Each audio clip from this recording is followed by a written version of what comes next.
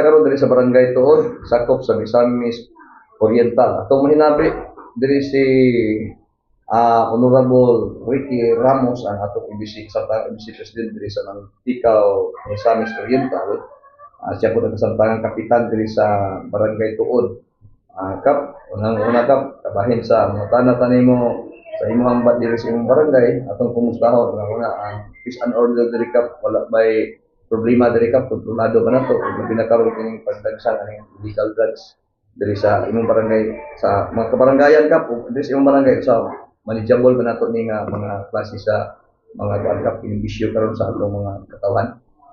Okay, salamat kayo no. May hapon sa tanano sa about sa drugs naning kamot ng gid ang ato lugar nga konseyo sa barangay. Dili lang ang barangay kun dili ang kinatubukan manglungsod sa Mantikao. Kung mahimo gyud ta makugngan ang pagkulanap, pagkuyanap niya na apan di gid bisan pag muna gid atong paningkamot apan kana po sila mangita po nagpamaagi unsaon nga makalusot sila. Apan wala po na siya magpasabot nga undangon nato nga atong paningkamot alang sa pagpugong pakgam. Kani kagahapong adlaw dinhi sa among barangay sa tuod gipahigayon namo ang visitation ngadto sa mga matawag nato nga mga nabiktima sa gitawag og dili maayo nga binuhatan labi na gyud ng illegal nga droga sa nang labay nga mga panahon aron sila mapasabot nga kay mahimo dili na balikon ang mao nga mga binuhatan aron nga matawag nato magpuyo na nga malinawon wala na ikabalakan, wala na ikadlukan, mahilayo gikan niya nga mga bisyo kay makadaot kina siya.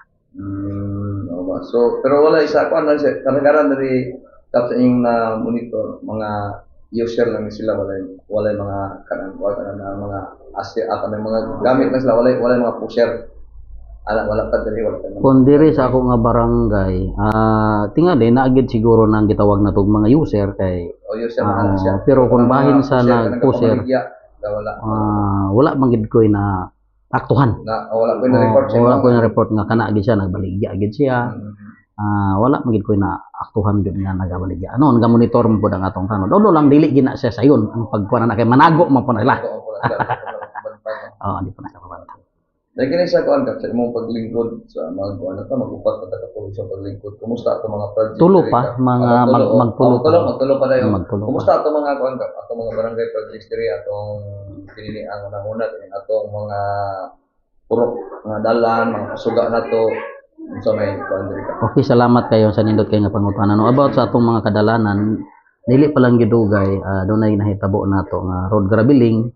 Nahitabo unang-una nga graveling gikan dinhi sa Purok 9, dayon Purok 12, doon na po gikan sa 11 panaog sa San Isidro Elementary School, dan gikan sa San Isidro panaog sa Purok City.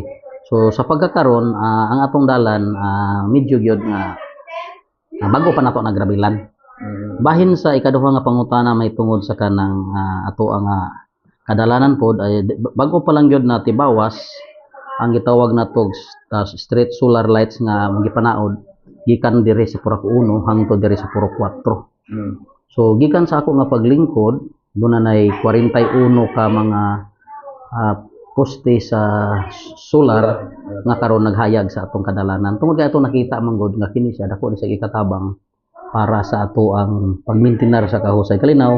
Unang-una, kung ang tao doon na siya ay makita nga kahayag, kung doon na sila yung mga plano alang sa gitawag nato dili maayo nga mga plano ang mahitabo mapakkan sila nga naman hayag ang atong palibot. Ikaduha nga punto nga gusto nako ipaabot sa katawhan nga kun ang atong mga lumalabay nga magsakay sa nagkalain nga masakyanan motor single unsa diha nga mga sakyanan kun hayag ang atong kadalanan dunay dako nga makalikay sila sa kanang gitawag natong aksidente sa kadalanan nga naman kay hayag man.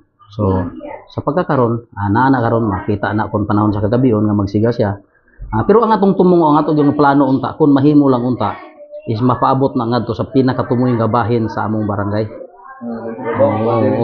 Dito sa Purok 12. Purok 12. So muna siya gilantaw o gipangandandoy sa ato ang gitawag og konseho sa barangay na mahatagan o kahayag ang ato ang kadalanan aron malikayan ang mga aksidente sa kadalanan, mga dili maayo nga mga tawo nga maghimo gadaot muna ang atong gipangandoy. Pero hinahinay pa nato namutuman kay kana nga mga budget dihiri nato nagikuha sa atong barangay. Ikaduha, ang ato pod nga usa sa atong gitutukan sa pagkakaroon is ang kining atong mga offices sama pananglitan, katarungan pambarangay office. So gusto namo sa konseho nga malain.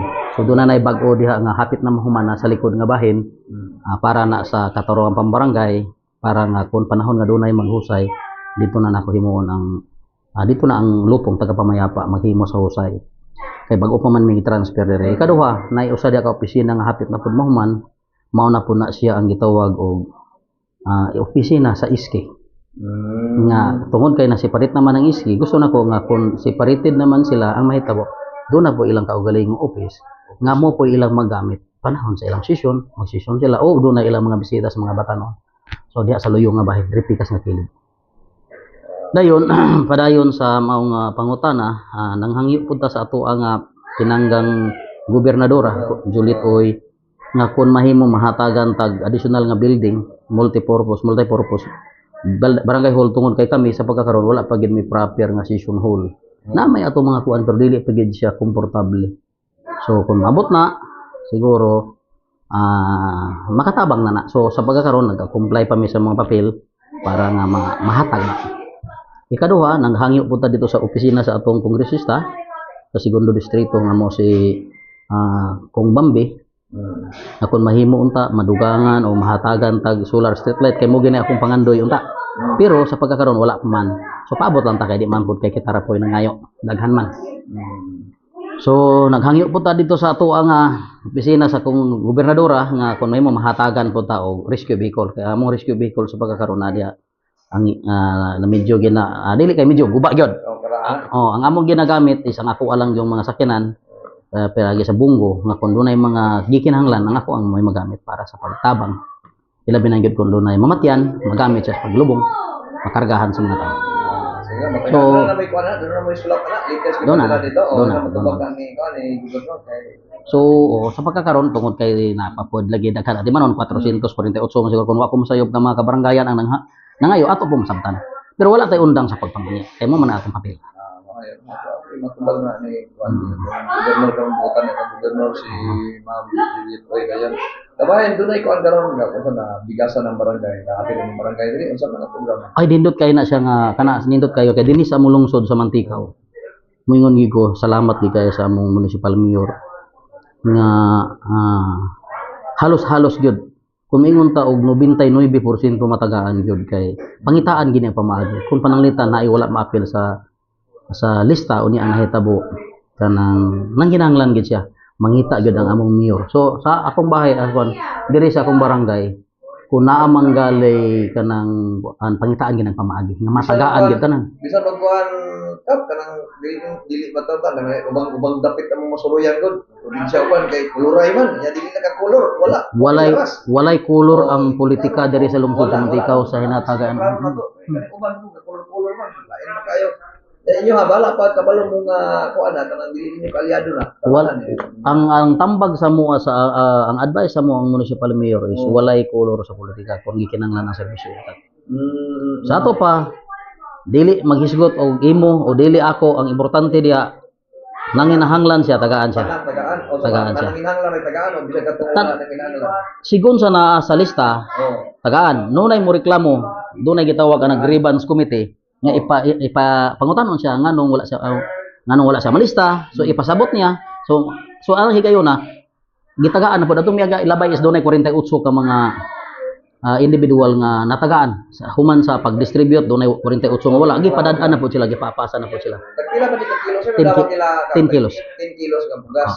Usa man nga programa sukat pa ni atong niaging tuig o karon ni tuig. Ani ni nga tuig ni gawas. Ani nga tuig. Mo ni isa may gitawagan sa mga mga program bugas sa bayan. Bigay bigas. Bigay bigas. So ugma nga mo schedule. Ugma ang schedule. Dayon dugang sumpay na lang ako na lang ning ipisingit. Kami po dire sa among lungsod sa Mantikaw gawas na ang mga programa.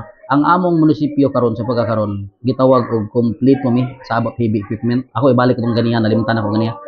Naatanan amo ang gamit kung naay pananitan karon na may backhoe na may isa ka backhoe nga ligid ang iyang ligid is guma so sakto sa laktod nga pagka-istorya ang among heavy equipment diri kompleto jud mi plus makahulam pa mi sa opisina sa gobernador plus naapay amo sa munisipyo so dili nagigayo lisod ang lungsod sa Mantikaw about sa ato ang mga kanang heavy equipment. Okay. Tungod kay ang atong municipal mayor pinagi pod sa suporta sa sangguniang bayan ang nahitabo. Kung para lang sa kayuhan, para sa kalambuan, wala gyud problema. Gitutukan ni mayor ang mga kabaranggayan nila binigod ang kabaranggayan sa kabukiran na kung dunay panginahanglan nila migid sa heavy equipment, mahatagan siya. Noon, dili man nato maditso tungod sa kadaghan nga mga barangay, 13 ka barangay. So may tabo, puli-puli. Puli-puli. Kato nang hinahanglan gyud kayo may tagaan. May pahulmon, dili hatagan, pahulmon. So kana lang siguro ang akong ikakuan kay murag taas ta kay ta. Dili ko ganagundang. Imong message na lang sa katawan. So, labi na kay ikaw mo IBC President God dili sa Manticaw, pili ka nga IBC President sa mga kapitanis diri. So, Imo lang po mensahe sa inyong mga kaubanan, inyong mga kaubanan ng mga kapitan o ingon man sa ato mga katawhan, ug yung pasalamat ni sa inyong mayor ug ang gobernador ninyo. Kini timok ang council po ninyo diha nga pinagi ni amigo na po nga vice mayor si Bobby Lagosas ko na to mga amigo. O, sa imong mga mensahe nila. okay, nining gahapon no, ang ako lang ang mga panapos nga mga pagpulong mo pagingon nga ang panaghiusa mo ang dalan sa kalambuan, ang pinagi sa ato nga panaghiusa magpabilin ta nga magahiusa. So lig-on ang ato ang kanang gitawag og kalambuan sa atong lungsod sa Manticaw ug sa 13 ka mga kabaranggayan sa among lungsod sa Manticaw. Daghang salamat ug may hapon. Okay, mga kaigsoon, ito ang labi si Barangay Captain Ricky Ramos diri sa Barangay Tuod, kasamtangan IBC President diri sa lungsod sa Manticaw, ni Samis Oriental. Ang kabayan sa iyang report sa katawan sa iyang mga project diri nga nahimo sulod sa magtulo ka tuig nga iyang paglingkod isip Barangay Kapitan o IBC President sa maong lungsod o barangay.